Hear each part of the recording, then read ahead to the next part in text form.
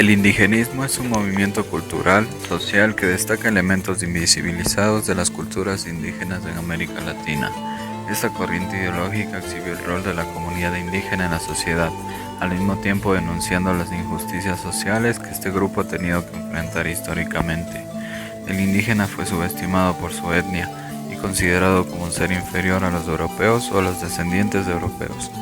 En América Latina, como un movimiento contrario a lo convencional, el indigenismo nace en contraparte de la tendencia de división de clases, para hacer más visibles las desigualdades sociales por razón de etnia y por ende también de clase o estatus. El arte también se vio involucrado en sus diferentes expresiones, como lo es la música, la danza, la escultura, la pintura, entre otros. En particular, la pintura indigenista es una expresión pictórica que adquirió un significado especial.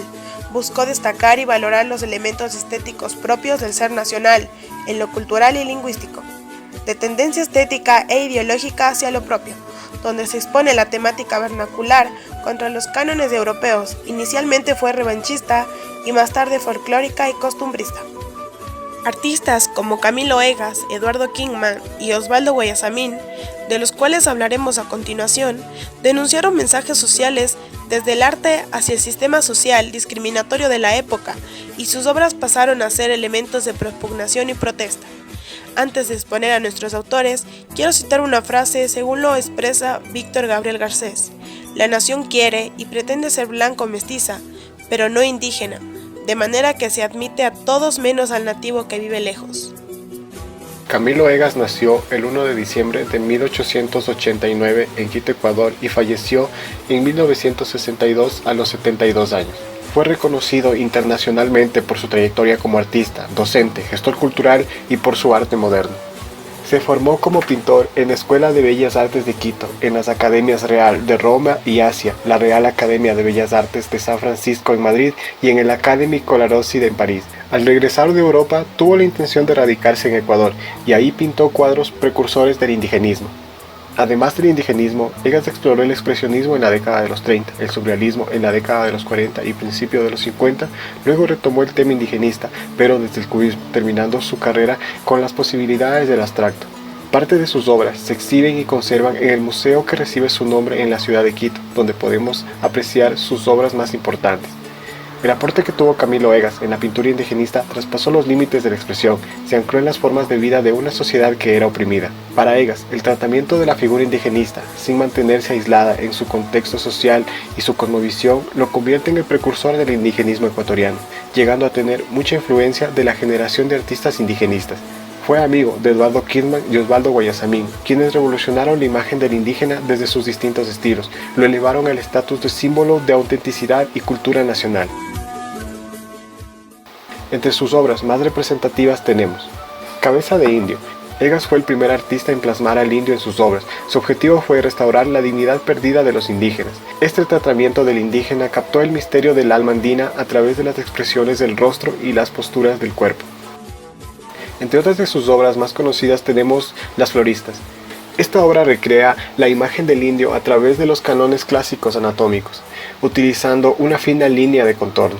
En la obra, la atención se centra en el indio como su objeto protagonista del cuadro, con lo que rompe con lo tradicional costumbrista de antaño, que situaba al indio como un sujeto aparte, como parte del paisaje y contexto de la temática central.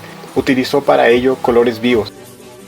A pesar de ser denominado como comunista, su autor no tuvo más intención que la de representar al indigenismo en una condición social y económica dentro de una sociedad injusta. Eduardo Kingman nació en Loja en 1913. Hijo de madre ecuatoriana y padre estadounidense, fue un artista plástico de gran reconocimiento nacional e internacional, formando parte de los inicios de la pintura del realismo social e indigenismo. Fue miembro fundador de la Casa de la Cultura Ecuatoriana Benjamín Carrión, director del Museo de Arte Colonial, director del Salón de Mayo, presidente del Sindicato de Escritores y Artistas, entre otras actividades de divulgación y fortalecimiento para el arte. Este personaje emblemático del arte ecuatoriano es uno de los mayores exponentes de la corriente indigenista en el país, destacando su gran capacidad como dibujante y su manejo de un estilo expresivo en sus pinturas. Presentaba criterios específicos para la creación de un arte social relevante, insistiendo ante todo que el arte debe de ser humanizado y provocativo, que instigue al espectador no solo a pensar, sino a actuar. Esto se plasma en obras emblemáticas como El Carbonero, la cual obtuvo el primer lugar en el Salón Mariano Aguilera en 1936. Esta obra nos muestra un vendedor de carbón sentado sobre un saco y sus grandes brazos musculosos descansando. La forma desproporcionada de las manos es una característica recurrente en la obra de Kidman e indica la ardua naturaleza del trabajo indígena. El artista enfatiza la tediosa y cíclica naturaleza de la labor de sus personajes a través de su postura, expresión y la selección de color, representando la desesperanza y la imposibilidad del trabajador de cambiar las circunstancias. Otra obra que ejemplifica el tratamiento que este artista hace de la figura indígena es La Minga, ya que a diferencia de otras representaciones, el artista elimina toda referencia a la artesanía y a las costumbres indígenas. No incluye instrumentos musicales, la cerámica o cualquier otro símbolo estereotipado de la identidad indígena. Esto hace que la mayoría de sus obras nos relaten escenas reales de indígenas con la sencilla ropa de un trabajador pobre, sin buscar plasmar figuras pintorescas, sino evidenciando su realidad, la cual nos lleva a recordar los siglos de explotación de los que han sido víctimas. Kidman no censuraba la pobreza o la opresión al indígena moderno, de aquí el carácter revolucionario que adquirió su obra y su importancia.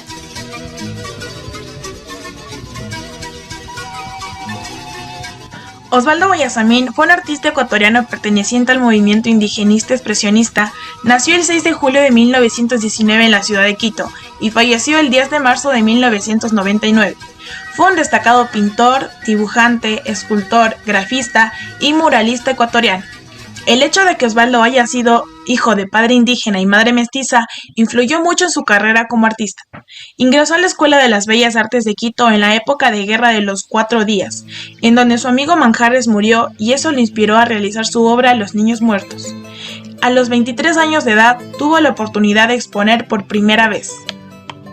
En 1943 viajó por diversos países de América Latina, encontrando en todos ellos una sociedad indígena oprimida, temática que desde entonces aparece en sus obras.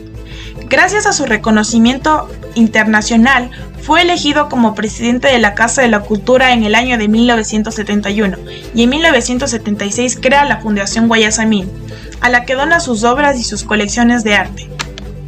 Luego de que en 1978 Osvaldo fue nombrado miembro de la Real Academia de las Bellas Artes de San Fernando, España, en 1982 en el aeropuerto de Barajas se inaugura un mural de 120 metros pintados por Guayasamín, el mismo que está dividido en dos partes, uno dedicado a España y la otra mitad a Hispanoamérica.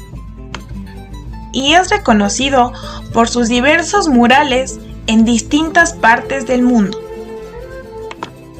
Una de sus primeras obras pictóricas fue Huacañán, o también conocido como El Camino del Llanto, que consta de 103 cuadros pintados luego de haber recorrido toda América.